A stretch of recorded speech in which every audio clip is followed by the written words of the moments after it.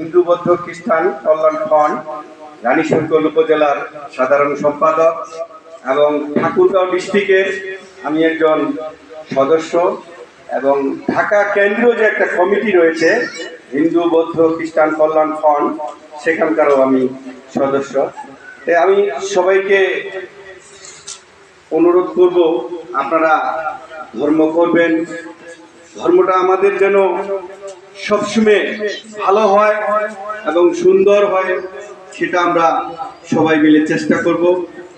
আমাদের ধর্মীয় যে একটা কল্যাণ ট্রাস্ট রয়েছে, কল্যাণ ট্রাস্টটি তিনি 4টা ডিস্ট্রিক্টের মালিক।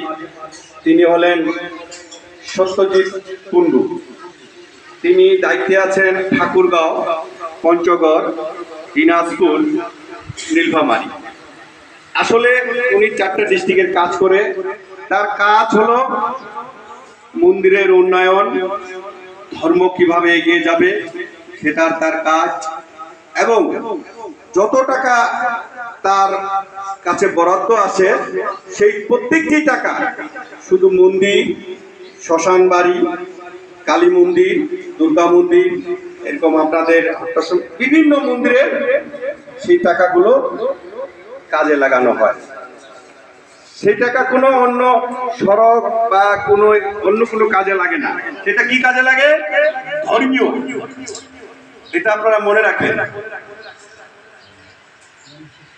ধর্মের যে কাজ সেই টাকাগুলো সেভাবে কাজে লাগায়, অন্য কোনো কাজে সেই টাকা লাগে না। এবং সরকার তাকে ওই দায়িত্বটাই দিয়েছে যে আপনাদের কোন জায়গায় মন্দিরের কি সমস্যা, কোন এলাকায় কি মন্দিরের সমস্যা, এগুলা কাজ আপনারা করেন।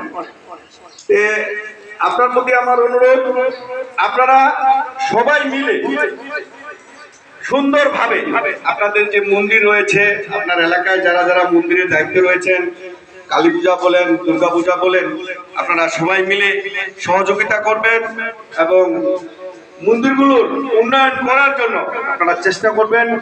ঠাকুরগাঁও আপনারা সবাই যান, আমি নামটা আবারও বলছি, তার নাম হলো সত্যজিৎ কুণ্ডু।